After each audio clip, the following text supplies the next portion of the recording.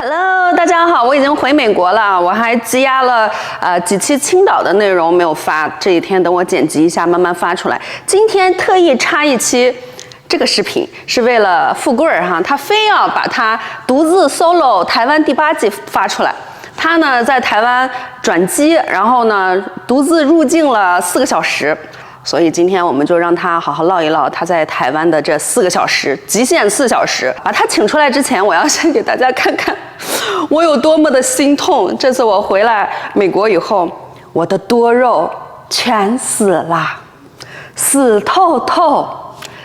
咱就是说这个 Vegas 这个天哈，真的是不适合种任何植物。我给大家看一看他们现在的惨样，看看我的这些多肉们，就还活了一个芦荟，就还活了这一个芦荟，其他的你看，难不难过？怎么都这样了呢？我回来以后简直要哭了好吗？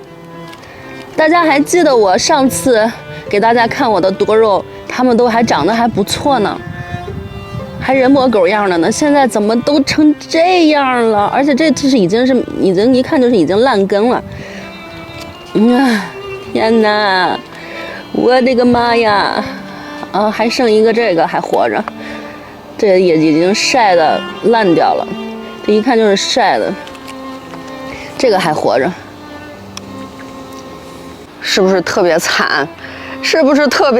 简直就是惨不忍睹。回来以后我就觉得，哎呦天哪，这个 Vegas 这个天啊，真的是什么都不能种。我们家现在活着的，几棵树还活着，然后那个大仙人球还活着，剩下的都死透透了。我准备把我的这片这个多肉区看看，整顿一下，种点别的植物。我给大家看看，最让人生气的不是我的这些多肉死了，我精心照料的多肉被太阳晒死了。最让人生气的是，我最讨厌的富贵种的薄荷长疯了，我可长成精了。给大家看一下，脑门子疼。这薄荷，看看这个薄荷，都已经长出来，这是啥呀？都长出花来了。这薄荷本来它就是一小盆薄荷，然后现在窜，都窜到这边来了，都窜到这头来了。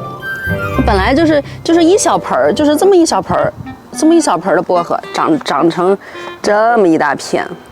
对了，这个就是我上次跟大家说的那个茉莉，我们家种的那个茉莉，但是好像和我在花坛市看的那个茉莉花园看的那个茉莉 Star Jasmine 好像又不一样哎。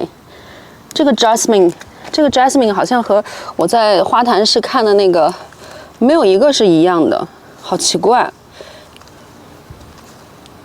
所以我就不知道我的这个到底是不是 Jasmine， 是不是茉莉啊？香味还是茉莉的香味的，但是我不知道就是它这个到底是什么品种的 Jasmine。因为我记得我买的时候是写的是 Star Jasmine， 但是我在那个花坛市，大家到最后说我后来看的那个茉莉，就是上面那个牌子上就写的是 Star Jasmine， 但是它那个 Star Jasmine 的叶子好像更细，但是我这个叶子是圆叶子，所以我就不知道我这个 Jasmine 到底是啥 Jasmine。香还是非常香的，就是这个花有点败了。你看自己家的花就可以随便摘了。大家看到了我那破败的多肉和疯长的薄荷，就知道我回来的时候有多难过了。我现在要好好想一下，我的那多肉区到底应该种点啥。我那些多肉啊，还是就是去年秋天的时候种的，所以我还想着说，就是等那个热过了以后，然后它经过一个秋天、一个冬天、一个春天，它已经长得很成熟了，然后再到夏天应该还行。没想到全军覆没，难过。今天没有逛厨房，但是有一个非正式晚餐，因为这几天我们都吃多了，所以今天晚上的晚餐呢，就简简单单喝一个红酒。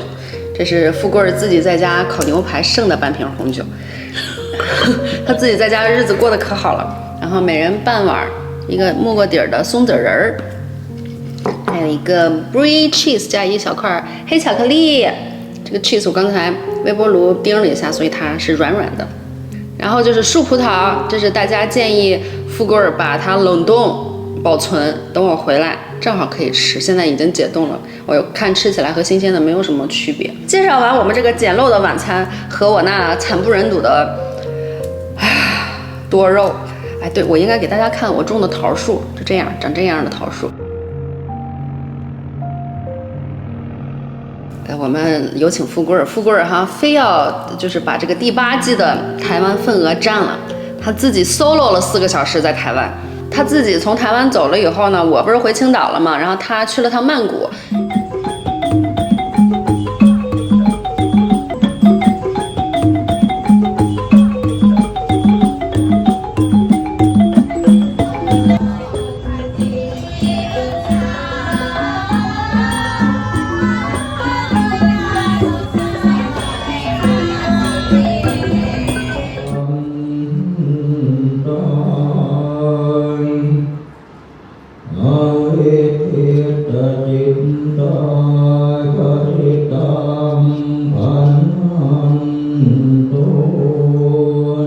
然后曼谷待了2天，然后他又回的台湾，然后再从台湾转机回的美国嘛。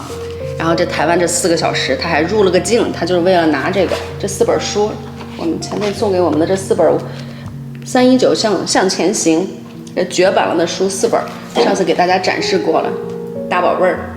因为这4本书太沉了，所以他没法就是提着行李带着他去泰国嘛，所以他就又回台湾拿了这4本书。然后请富贵给我们介绍一下你台湾第8季的心得，还有你有什么要分享的，非要占用我1期内容。我要开箱航空公司。你开箱了哪个航空公司？因为咱们从来没有开箱过台湾的航空公司，我这次开箱一次星宇航空。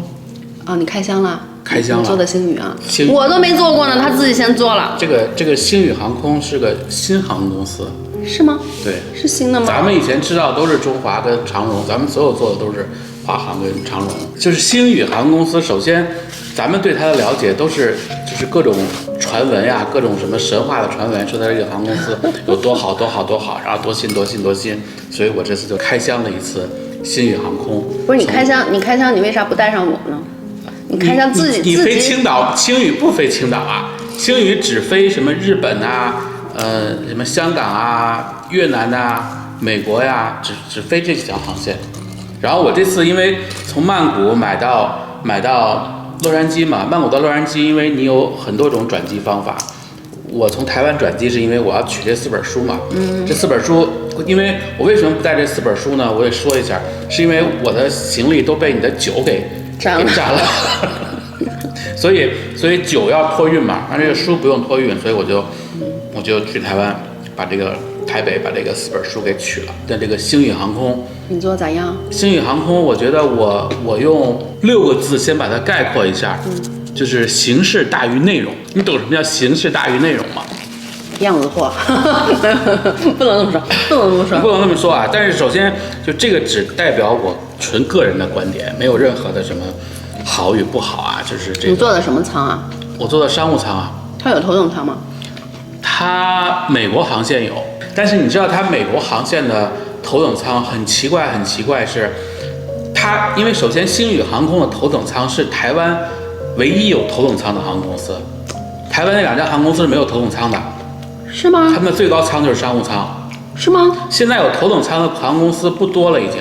你看咱美国的所有航空公司没有头等舱，就只有亚洲啊，什么日本啊、韩国呀，然后就阿联酋那些、什么中东那些航空公司，然后还有这个什么欧洲的航空公司，中国航空有这个头等舱，然后星宇是唯一有头等舱的航空公司。它头等舱好吗？它的头等舱只有4个座位，然后这个4个座位不是在头等舱的区域。一般的航空头等舱不都是头等舱在最前面，然后专门一个区域头等舱，然后后面是商务舱，在后面是经济舱嘛。然后你像380就是商务舱在2楼，头等舱在1楼的最前面嘛。它的4个头等舱是在那个商务舱的第1排啊，商务舱的第1排是把那个墙啊给加高了。那不叫头等舱，那叫头等座。对，因为它不是一个单独的舱，不是，它是一个在商务舱里边的有4个头等舱，但是它是按照头等舱来卖的。商务舱是1、两个，中间两个，这边一个，哦，它也是哎，4个头等舱，它只不过是把空间加大了一点，就是加长了，加宽了一点。但是那这个头等舱就没有意义啊！公务舱里边的头等座，因为我觉得就是像真的是买头等舱的人，他其实是想要享受那个 private 的那个舱。对，舱的人就跟私人飞机就是一步之遥，就是它再高一个等级就是私人飞机了，然后它低点就是坐头等舱。坐头等舱，因为头等舱价格贵嘛，头等舱价格比商务舱贵好几倍嘛，所以它价格贵。但是头等舱人呢享受的是我有一个很隐私的一个空间，因为大部分都头等舱人，要不就是很知名的人呐，或者说是特别有钱的人呐。你如果是周杰伦，假如说他没有坐私人飞机，坐头等舱了，你愿意你站起来上个卫生间后边公务舱都看着我起来，看着你了，你肯定不愿意啊。所以我觉得它的头等舱没有什么大意义，但是因为而且还性价比也不高。对，而且我是看了一个2023年吧，就是国际航空的一个评比，所有的全世界的航空公司里边，新宇航空的头等舱评比，它是排在前5位的，但是前提是它排在前5位，因为有头等舱的航空公司本身就不多，然后台湾的长荣啊，台湾的中华呀，它没有头等舱，所以它就不参加这个头等舱的评选。所以它是排在前几位的，但是呢，商务舱跟经济舱的评比，长荣在它前面，长荣是排在前几位的，星宇都已经排到好往后了。所以它头等舱优势就是在于别人没有。所以我说它是形式大于内容，其实它是为了有头等舱而设略这4个座位。有人坐吗？这头等舱有啊，4个人都有人坐呀。然后它的商务舱，你知道它的曼谷航线它是小飞机，它是321的飞机，它的曼谷航线的商务舱它是可以平躺的，它的座是它只有8个座，这个8个座是可以平躺的。我觉得这个是我目前坐过就是小飞机啊，就是321这种小飞机窄体客机单通道的客机里边是唯一能够平躺的一个，我不是觉得很好，是唯一觉得能够平躺的一个商务舱。但我为什么说它形式大于内容呢？因为短航线2个小时、3个小时、4个小时的航线，你坐商务舱你是不需要平躺的。因为你没有过夜呀，你不睡觉啊。我们一直就是觉得，就是短航线其实坐经济舱是完全坐经济舱是完全可以的，所以它就没有意义。你知道这个商务舱设置的就是能平躺，因为我没看见谁，就是我们是8个座有4个人，我没看见这4个人谁平躺了，因为你不可能睡觉。对，因为你睡觉你就要铺床嘛，你就要有被子嘛，你不可能你这3个小时连起飞带降落，然后你没有剩2个小时时间，你还要平躺睡觉，根本就不实际嘛。所以我觉得这个就是完全是虚设，没有意义。但它这个到曼谷的这个小飞机，它会飞长航线吗？不飞啊，小飞机飞不了长航线，所以小飞机没有办法飞长航线，所以它的这个平躺的商务舱其实是没有意义的。对，它只能飞亚洲，飞什么越南呐、什么澳门、香港，就是4个小时、5个小时以内的。日本啊什么的，这个。那说不定有人就是要睡个2小时。啊，对，也有可能吧。就是我觉得就意义不大。因为人家那些公务比较繁忙的，就会抓紧任何一点时间休息。好吧，和你是不一样的。对。然后咱再说这个餐食。哎呀，这个吃的很重要。对，吃的好吃吗？哎，我倒不觉得，其实飞机上的吃的就是重要，但我不觉得它很重要啊。就是我的观点是，我觉得它重要呢，是因为就是如果你坐经济舱的话，它就不重要。因为我觉得经济舱都差不多。但是你要是花了这个钱去坐公务舱，或者是头等舱，当然头等舱我觉得肯定都很好吃。就是目前咱们吃的那些，就是之前吃的那些，最好吃过烤鸭。对，最好吃头等舱烤鸭。对，咱那国航的空姐，因为她是那个叫什么终身白金卡，国航的终身白金卡，那空姐可漂亮了。董先生，怎么着，就差把那烤鸭喂到他嘴里了。哎，你嫉妒吗？我不嫉妒，我是生气，我为什么不是终身白金卡？我是白金卡，然后现在也没有了。对，终身白金卡就是它永远都是，就算你不飞它也是，因为它已经累积到了一定程度。我这白金卡就是你好像1年必须要达到一个什么一个水平。后来我就没有再飞国航了。但我这个还是有用。你看我这次去曼谷，我坐的太行，太行它是因为我太行买的是经济舱嘛，飞曼谷太行，然后它都是星空联盟的嘛，所以它等于我也可以用它的休息室。去的时候托运行李只有1件那机票，便宜嘛。然后我的白金卡，中人白金卡就给我加1件行李免费的啊，免费的2件行李啊，我觉得这点还是挺好的，星空联盟。然后这个吃的。我是看我不是帮你首映了2天嘛？对对对。然后所有人都就是我说我做星宇嘛，所有人都说你要订个胡同烧肉。胡同烧肉。胡同烧肉有吗？你听我说呀。然后我就前一天晚上嘛，我在曼谷，我不是第2天是下午2点钟起飞嘛。胡同烧肉是那个飞机上的餐吗？对，飞机上餐，让我订胡同烧肉，对，是要提前订。提前订啊，就跟那个高铁一样嘛。对，在电脑上网上订。然后我头一天晚上我就上网了，结果曼谷到台湾的航线，到台北的航线不让订了，就他也没有想为什么，就是关闭的订餐，只能订台北到洛杉矶的航线。然后台北到洛杉矶呢，我就找这胡同俩字儿啊，我找着了，它叫胡同什么 A5 和牛牛排，它不叫胡同烧肉，所以我也不懂这个胡同烧肉是在哪儿能订啊？胡同烧肉听起来像是猪肉，有点像炖猪肉。对，它叫胡同 A5 和牛烧烤吗？就牛排。牛排它是以炖的形式出现，还是以烤的形式出现？烤牛排嘛。但我也不知道它为什么叫胡同牛排。你说胡同都是胡同牛肉面呀，胡同烧肉，我觉得这是搭的对的嘛。胡同烧肉饭还是和牛啊？和牛都进入到胡同了。A5 和牛还叫胡同。曼谷到台北的时候，然后空乘他就把那个菜单他叠着给我，他说你要点什么？我心想你为啥叠着给我呀？我说没事，我先看看吧。那个菜单是有亚洲食物，亚洲食物好像是什么泰餐，冬阴功汤什么类似那种的。然后第二个它叠的呢是一个牛排，还有一个什么我忘了。然后我说我想点个亚洲餐吧，我说因为我第2程我订了牛排了，然后他说没有了。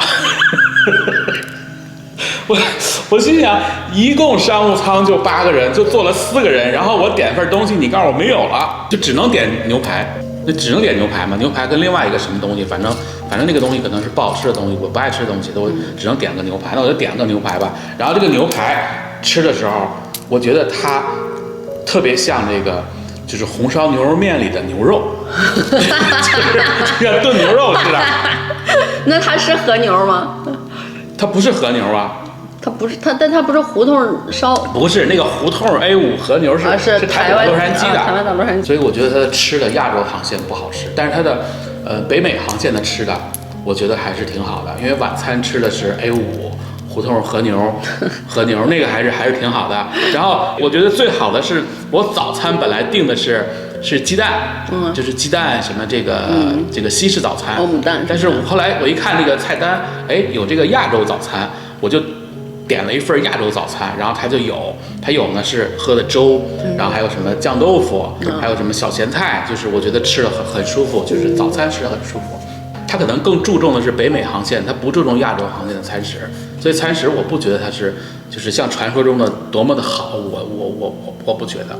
但是呢，我觉得它特别值得称赞的一点是，它的酒太牛了。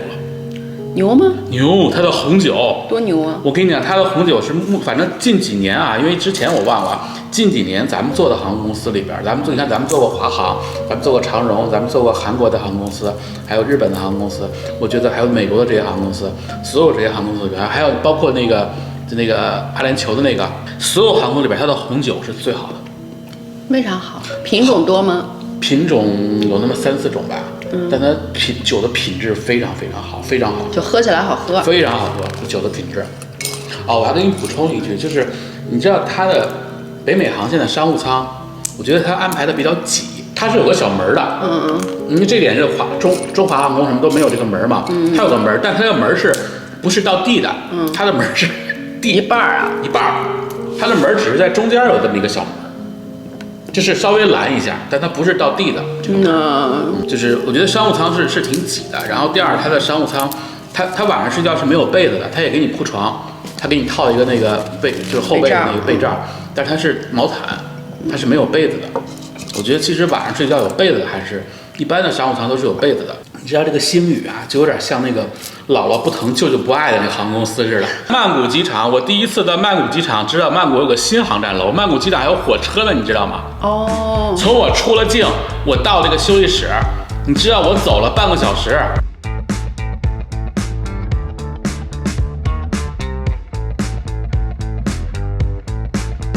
现在是中午11点，大概24小时以后到洛杉矶。星宇航空呢是可以走这个快速通道的。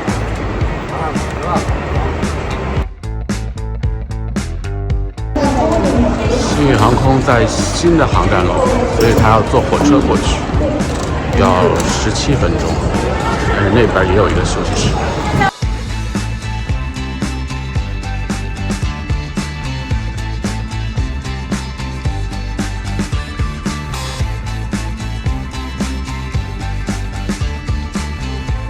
连走路，再坐火车，然后再走路，一共走了半个小时，就是非常非常远。它是在就恨不得最头上的登机口是吗？对。所以它这个星宇航空在曼谷，就是曼谷飞台北嘛的那个航站楼是最远的，然后是它的航站楼的登机口也是最远的。最远的。所以你要是如果从曼谷出发，我不知道它是不是每天都这样啊，但我觉得应该差不多，因为一般安排哪个登机口都是登机口，所以你要出境到登机口，你要留出最少半个小时时间来，你要走到那儿，非常非常远。然后今天走了多少步啊？哎呦，我跟你说啊，台北我去休息室，从休息室，我的休息室在那个第2航站嘛，然后它的登机口是在那个第2航站，你知道台北的第2航站跟第1航站是连在一起的，你是可以靠腿走过去的，你不用非得坐车，所以它是它的登机口是在那个第2航站跟第1个航站的中间接壤处，我不知道到底算第1航站还是第2航站。你有去吃小王煮瓜吗？我就在休息室待完了，然后我就走，我又走了半个小时。我跟你讲，台北机场咱们从来没走过那么远。我这一天这2个机场我走了9000步。我靠，牛逼！就这2个机场，我手机有看呀，走了9000步。我再跟你说那个星宇的休息室，台北的休息室。曼谷的，因为它不是自己的嘛，它是跟别的都合在一起的，所以咱不说了。台北的休息室，我那个休息室，我告诉你特别有意思的事儿。星宇在台北有自己的休息室。自己的休息室，这个我进去以后，那个它是好奇怪的一个休息室，你知道吗？就盖的有点像那个太空舱似的，然后黑漆麻糊的。那叫啥？那叫情调，你不懂。对，然后我们新航空公司就是要的这个 现代风格。点菜就是手机扫码点菜。我点了个担担面，你真的是担担面，他真的是就是从头到尾就去哪儿都是，要不然就担担面，要不然就是宫保鸡丁。有叔叔做的好，有酸菜白肉面。没有，差远了，还没有鼎泰丰做的好。我点完担担面以后吃完了，有一个女的就朝我走过来了。你知道我第一反应是什么吗？嘿，我行李丢了吗？为什么你知道？他穿的衣服是那种，就是跟那个机场地面那个弄行李那个，那种衣服，你知道吗？就是工装裤，然后为了安全。对，我就觉得好奇怪，你休息室的人你就穿休息室的衣服嘛，你非得整个这种衣服，就是那种你带个围裙也行。就是新航空公司，你懂什么？就是一切都要玩抽象，一切都要玩现代。对，然后我跟你讲，但是我是觉得它星宇的地面服务真的很一般，很一般。为什么我觉得很一般呢？第一，我在商务舱休息室的时候，没有人告诉我说你要从这个休息室走到登机口，你要走半个小时，所以你要提前走，是没有人跟我说的。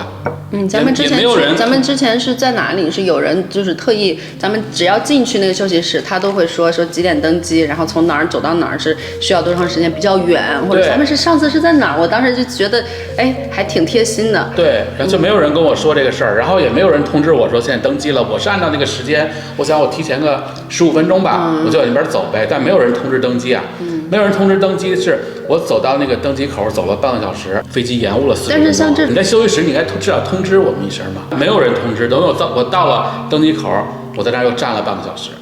所以它的地面服务真的我觉得就很不好。新航空公司主要主打一个年轻态，主打一个玩抽象，你知道吗？就是人家不是服务不好，人家这叫抽象式服务。所以这就是我给他总结的这个，就是形式大于内容。对，其实说句实话，就像住酒店一样，我们一直就是觉得，其实像我们之前说过，就是你再住的再好，你飞机再好，你装潢再好再新，其实这些都不是最重要的，你最重要的还是你的住进去的一个感觉，一个服务。你就算提醒一句，比如说延误了，或者说提醒一句，说从我们这个航站楼，从我们的休息室走到航站楼需要多长时间，一句话，只要就是这几个字，你就会觉得很贴心，一直为我着想，就跟为什么所有人家航空公司你点东西都会把你姓带上，说什么什么先生，对对，什么什么小姐，对，就这个就说明他是因为他这种名单的嘛，他会说我是，因为他有这么一个称呼，你就会觉得很舒服。对，你就会觉得，就他虽然不认识你，但是你就会觉得你是有被认真对待的。我之前我看过一个视频啊，就是星宇的人自己介绍自己的航空公司，说我们航空公司特别好，然后那个装潢的豪华，就是什么材质都从什么欧洲进口的，让你有家的感觉。其实我是觉得他这个逻辑就不对，就是你飞机你再好，你怎么可能有家的感觉呢？你怎么可能像家一样？你就是私人飞机，你也没有人说私人飞机比我们家都舒服。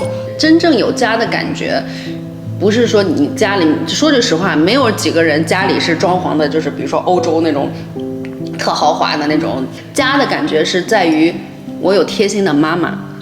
我有关爱我的爸爸，这是家的感觉。这些方面其实就是体现在了服务，而不是这个装潢。我相信所有人就是头等舱把那部分咱们撇出去，咱们就说选择商务舱跟选择经济舱的人，你说你选择航空公司，你第一点重要的是什么？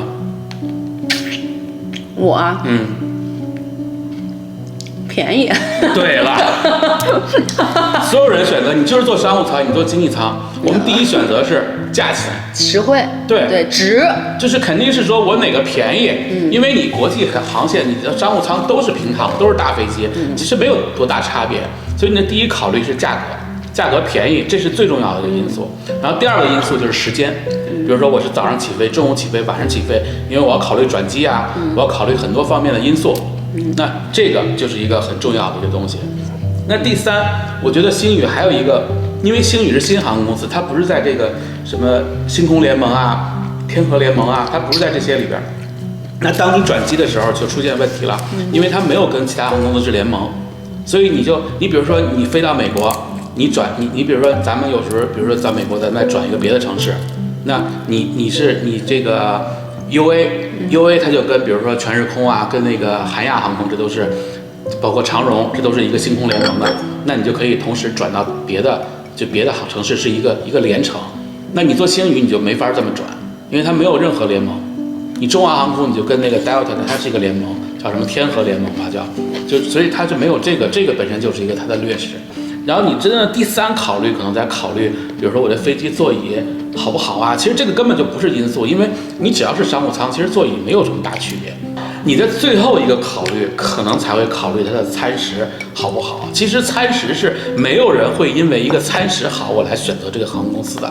下一次回台湾，如果中华、长荣、星宇这三家航空公司比起来，如果星宇航空比长荣、比中华都便宜很多，我会选择星宇，否则我就不会选择它。而且星宇的票价，你知道在这三家航空里边最贵的，其次是长荣，然后中华是最便宜的。所以你又是价钱你又贵，然后你又是一个新航空公司，而且你又没有什么，就是你能够占有优势的地方，那我为什么要选择做星宇呢？这就是我对星宇的综合评价。牛逼！我是很客观吧？很客观的评价。不错。再说一下，因为我没有拍太多飞机上的东西，我就只拍了一点小画面。因为首先我觉得就跟咱们每次坐飞机，咱们为什么不拍？因为我觉得飞机是一个就是很狭窄的空间，你可能拍着就带到别的客人了。所以我上次在那个阿联酋航空都这样，脸都贴到手机上了，我的说话声音都特小，因为它太密闭了。包括空乘人员你也不能随便拍。所以这个我觉得，所以就是航空公司咱们老不拍，然后我这次也没有拍太多东西。当然，如果航空公司有业配，有业配咱就业配我会给你好好拍的。有业配，要是有航空公司的业配，我们会非常客观，非常不，你有业配我就说好了。所以星宇航空，你如果想要扭转富贵的看法，来个业配吧，来个业配，他肯定说你好。开玩笑。开玩笑。所以但是我觉得就是说，咱们是很诚恳的，因为咱们的观众很多人都在问我做星宇的感受。我记得还有一个观众说希望不是业配，能客观的评价一下航空公司。就我觉得不是业配，我们还没有到业配的水平。不是，我都这样评价了，你说你这肯定不是业配，对。所以我觉得这就是我对台湾，我第一次对台湾的航空公司的总结评价。但我们上次做长荣不是，我们做的是中华吧？中华还不错啊。不是，台湾的3家航空公司的服务，这个是没得说的，绝对都是非常棒的，服务是很好的。但是其他因素它就是这么一个，这就是我的第8季，我的第8季就完成了。或者第8季就是体验台湾的星宇航空公司开箱。所以我们到今天至此，我们这期台湾的节目就结束了。感谢这一季所有我们见过的朋友，所有朋友们，就不是这一季吧，5、6、7、5、6、7、8季。其实有效季就是5期，有效季就是5期啊。对呀，就是第5季和第7季是有效的，第6季和第8季都是无效的。第6季是咱们入境4个小时下船嘛，然后又上船了。第8季是他自己 solo。那也算我第8次来台湾呀。行，你说算就算吧。下次我们就第9季了啊，就这样了。好，拜拜，爱你们。在阳光出发的那一刻，眼中闪耀的是未知的快乐。千山万水，我们一起走过，每一段旅程都有你的笑容。脚步轻快，迎接晨曦的光，和你一起，世界变得更亮。风中飘荡我们的歌声，每一次冒险都有你的温暖。爱的旅程不需要方向，只要有你在身旁，心中满是阳光。我们笑着唱着，自由自在翱翔。爱的旅程不分白天夜晚，只要牵着你的手，未来不再彷徨。我们梦着唱着，一路快手远航，穿越沙漠，感受热烈的风，探索森林，听自然的声音，每一次停留都写满了故事。和你一起才是最美的风景。攀登高山，俯瞰壮丽的景，乘坐热气球飘向无尽天空，每一秒时光都成为回忆，和你并肩，生命充满奇迹。爱的旅程不需要方向，只要有你在身旁，心中满是阳光。我们笑着唱着，自由自在翱翔。爱的旅程不分白天夜晚，只要牵着你的手，未来不再彷徨。我们梦着唱着，一路快手远航，壮人奔向未知的远方，每一步脚印都记录着倔强。我们寻找心中的天堂，每一次拥抱都让梦更芬芳。爱的旅程不需要方向，只要有你在身旁，心中满是阳光。我们笑着唱着，自由自在翱翔。爱的旅程，唱着自由自在翱翔。爱的港湾，梦着闯着，一路快手远航，只要牵着你的手，未来不再彷徨。我们梦着闯着，一路快手远远。